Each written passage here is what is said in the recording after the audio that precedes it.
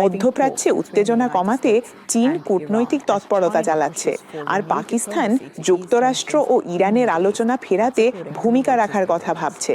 Reuters সূত্রে এ তথ্য জানা গেছে।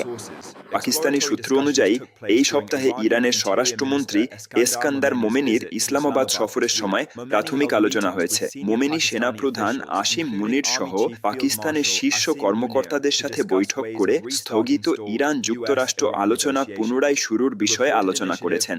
গত সপ্তাহে বেইজিংয়ে ইশাক দার ও চীনা কর্মকর্তাদের পরামর্শের পর এই উদ্যোগ আসে। চীন পাকিস্তান সহ অন্যান্য দেশের মধ্যস্থতাকে সমর্থন জানিয়ে বলেছে তারা উপসাগরীয় অঞ্চলে শান্তি ও স্থিতিশীলতা বজায় রাখার উদ্যোগকে সমর্থন করে।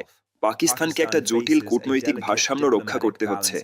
ইসলামাবাদ সৌদি আরবের সঙ্গে ঘনিষ্ঠ সম্পর্ক উপভোগ করে, যার একটা গুরুত্বপূর্ণ আর্থিক অংশীদার। একই সঙ্গে প্রতিবেশী ইরানের সঙ্গেও সম্পর্ক বজায় রাখে।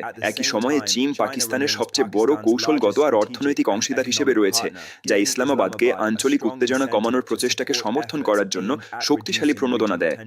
যদিও পাকিস্তান, ইরান ও চীন সম্প্রতি উচ্চ পর্যায়ের যোগাযোগের কথা স্বীকার করেছে, ওয়াশিংটন বা তেহরান থেকে নতুন আলোচনায় সম্মত হওয়ার বিষয়ে কোনো আনুষ্ঠানিক নিশ্চিতীকরণ আসেনি।